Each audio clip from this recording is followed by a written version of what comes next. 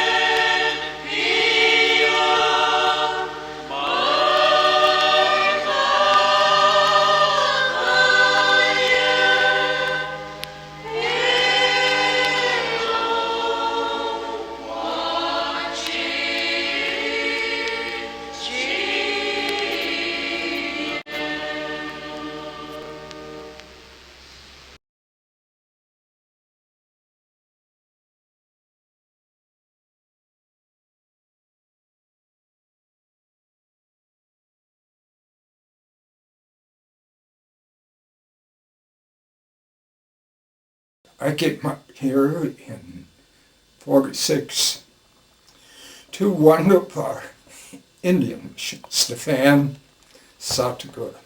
And Stephan at that time was boarding school. There were about 4 priests from St. Minard, Indiana, and several brothers, plus quite a few sisters. We had about 350 kids, Indian kids, boarding school, in school at the time, taking them from North Dakota and South Dakota, principally from the reservation there. So that was and I might say I came out without any prior experience with South Dakota Indians themselves. In fact, the abbot called me in a week before I came. We were having our annual retreat and said, we need somebody to replace one of the fathers out in South Dakota. Would you be willing to go? I'd just been ordained a priest about a year. And so in 3 days' time, I was packed and on my way to South Dakota. So that's the beginning of my recollection of Indian situation and, well, prior to Blue Cloud itself.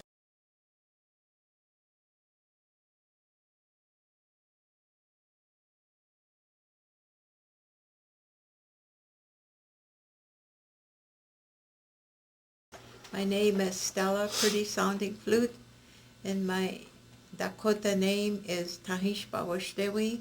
That means porcupine quill woman. And I'm from the Crow Creek Indian Reservation for Thompson, South Dakota. And you, ma'am? My name is Bernice Hopkins from the System Reservation. I live in Waubee, South Dakota. And what brought you to Blue Cloud this weekend? I joined the Oblet retreat because the first time I heard about it, it had something to do with Benedictine order of the Catholic school that I attended at Steuben, South Dakota.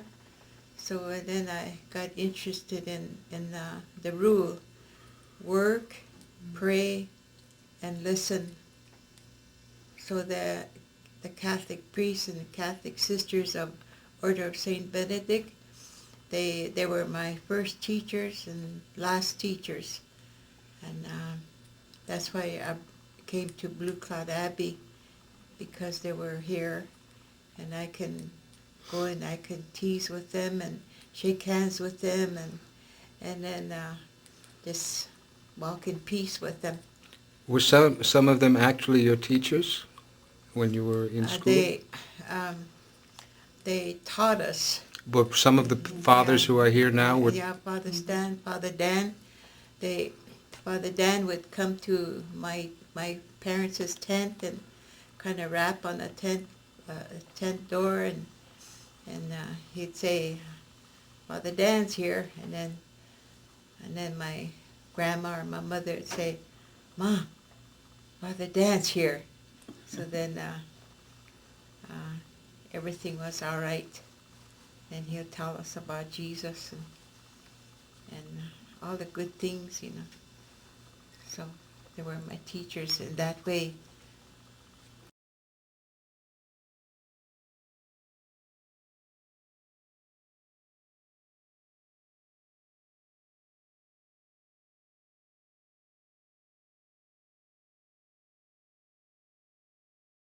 I did work on the Indian language, but the trouble is at that time they were not all talking Indian. That's what lost me up. I could go to Grandma. Also, she was an old grandma, and she'd go to confession. I can tell you this, she's dead now, and I really.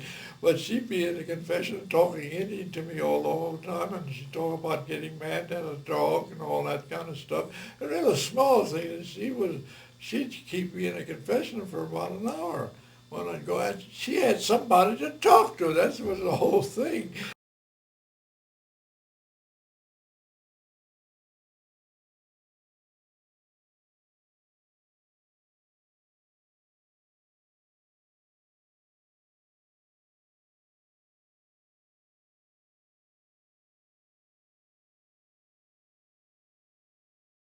Perhaps you could explain to us one. Sure. Father Odilo and others who were at Blue Cloud at the time were helping the architect and the artists design, first of all, the building, but then the artistic things in the building.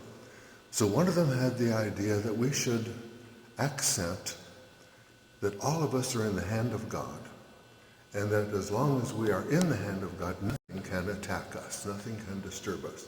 So each panel has either a bit of a hand or some indication of the hand of God, from the very creation all the way down to the last panel. So you're safe. And so those who come here, we keep accenting that you're God's creation. God never made junk, so you're not going to be thrown away. Depend on it and live joyfully, knowing that you are. Okay.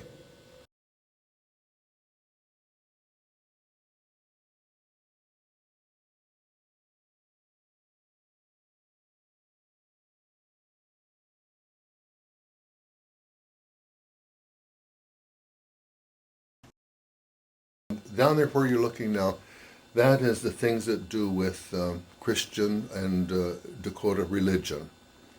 I have great respect for their prayer styles, and I take part in them and say to them, God bless you. We have a sweat here at Blue Cloud, so they can come here and pray too.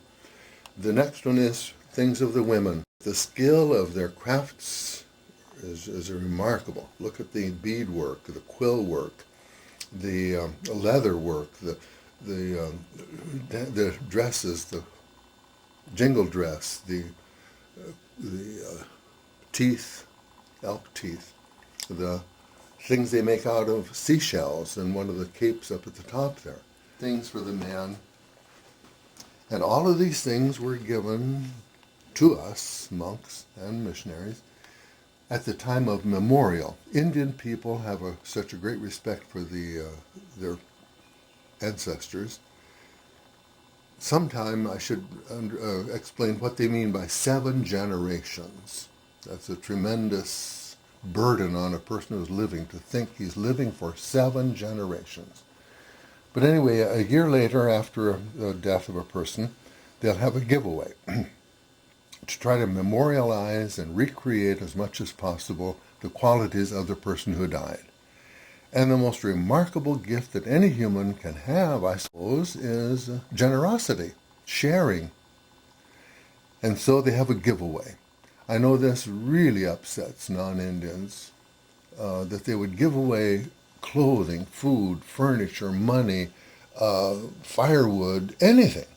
Well, that's the way Grandpa was. He took care of everybody. So these things that you see here were given to us years ago when all they had was clothing and the bridle from the horse or whatever else you might see there.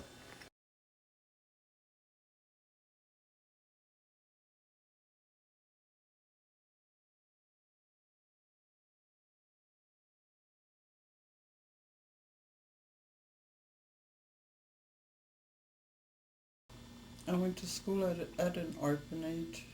I went to school there 8 years, and the father that was there belongs to a OMI, Oblates of Mary Immaculate, and the father's name was Father Poland, and he helped the Indians a lot. How did he help? Oh, he helped them, he helped them with work, like providing jobs for them, and he helped them, like, when they need, money to pay bills. And, he took care of, that was an orphanage, so he took care of all the children. Well, I was there 8 years. From what age? See, I must have started about 8 years old until I was 16. I was the oldest in the family, so I had a problem. I talked Indian and I didn't want to go to school. I had to talk English. Now I don't talk Indian anymore because Have you forgotten it? I haven't forgotten, but I never talked since they didn't let me talk Indian at that time. When we went to school, they didn't let us talk Indian. Yeah. How about you, Stella? Do you? No, nowadays there's a newspaper, it's called Lakota Times, Mm-hmm. and the old students from different boarding schools, they talk that they were abused and they were beaten and they were telling all kinds of things, but that never happened at Stevan.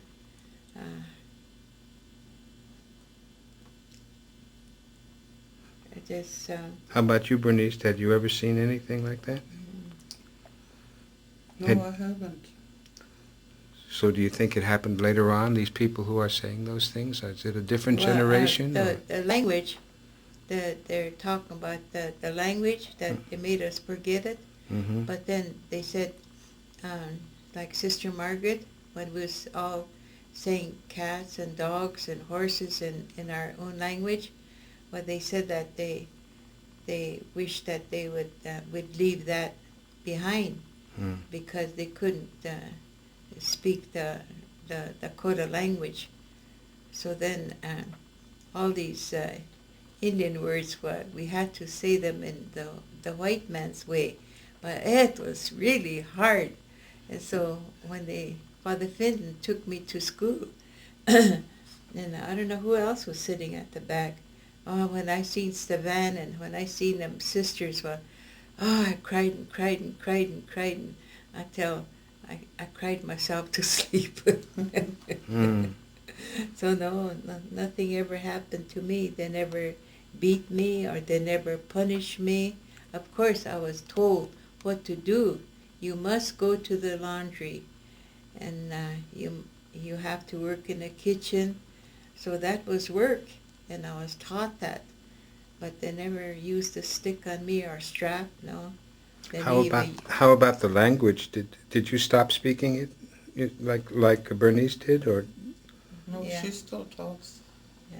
You still do. So you made a personal choice, or you just found that you had stopped and that you wouldn't or couldn't speak it? Huh? Yeah, I just stopped. Mm. Do you feel, do you have any feelings about that, one way or the other? Oh, well, I would like to talk Indian, but I just can't talk fluently like the ones that, like her. But if you had an opportunity to perhaps do something like that? Yes, Mm. yes, I would. Are there others like you, do you think, of your generation who might have stopped speaking the language, who, if they had an opportunity to speak again, they I would? think they would. Mm-hmm. I know on our reservation, there's a community college there. They're teaching Indian there, Indian language. Do you have any thoughts about that, Stella? For example, I mean, since you speak the language, you continue to speak it, would you be... I can speak it, and I could understand, speak it, and then I could pray too. Mm. Hmm. Well, perhaps you'll have an opportunity to begin to speak it again, Bernice. And, Well, I hope so. I've heard some conversations here since Yeah. I've been at Blue Cloud about others, some of the fathers who would like to assist in bringing that about. Well, So. that would be nice.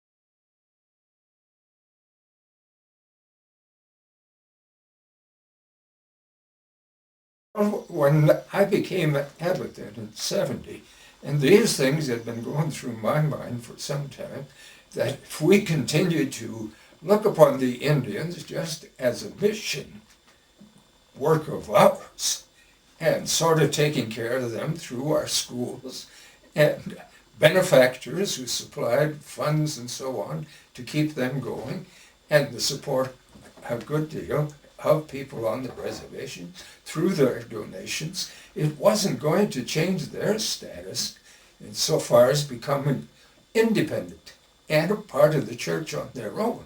They'd be always dependent on us.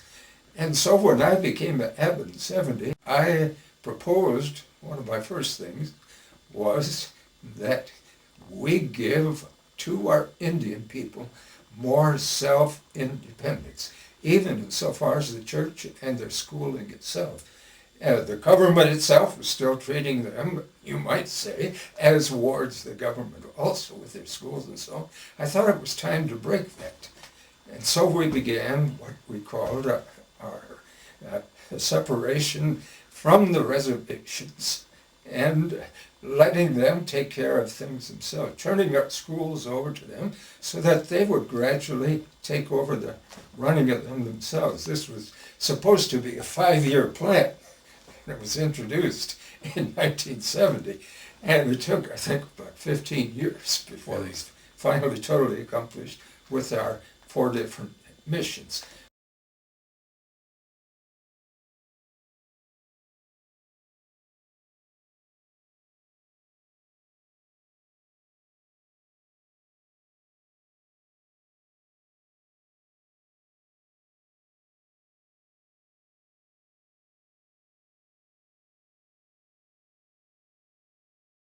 What we're trying to reach for now is forgiveness. Wipe out resentment in my heart against you, anger against, because that's when healing can take place. And in our society right now, violence and anger and revenge is taking such a toll on the youth. They'll walk into a school and that's what's happening. So if we're able to use from our Benedictine experience and the ceremonies we have for forgiveness in community and translate them into a language that can reach the street, then we have added something of our Benedictine heritage to this world.